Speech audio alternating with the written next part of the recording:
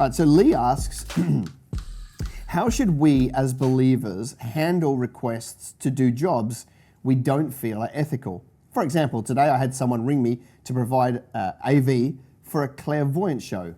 She didn't sound too impressed when I told her I wouldn't do it for religious grounds. I could have just said, sorry, I'm not available that day, but that seems a bit phony considering I was available. Well, first and foremost, Lee, well done for having, the ethics to be honest. Most people would hide behind haughty lips and lie and say, I'm not available. And so, that's really great of you to do that. I guess, there would be people in two schools of thought. Serve them anyway and just take their money, and be totally honest and say you're not prepared to do it to cross that moral boundary. Here's what I reckon. If you were to take that job, it could be a great opportunity to witness. You tell them you're a Christian company, tell them that, you've got John 3:16 on your equipment, whatever. Be honest about what you stand for, and then just go and serve them extremely well, and take their money. Because remember, we're called to be in the world but not of the world, so we've got to be in the world.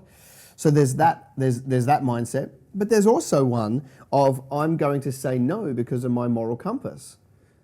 I personally believe that you could have picked either of those and been okay. Because if you took the work and, there was an opportunity to witness, that could sow a seed and that could be a good thing. Now, I understand you might be thinking, well, I'm promoting a clairvoyant event. It's going to happen anyway. It's either with you being in their world or not in their world, all right? So there's that.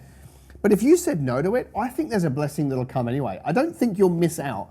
I don't think my God is going to withhold from you somebody who stood up for their faith and said no. There will just be another opportunity that comes in. So mathematically, I think you'll end up in the same place. I think it just comes down to an unction, be led by the Spirit. I wouldn't say, no to every event that I don't agree with. I just don't think that that's what the Lord wants us to do. But there would be some that you get this unction of I'm drawing the line. That one does not feel right for me. I'm not doing it. Great. We should live our life, led by the Spirit according to conviction, and that's a great way to go.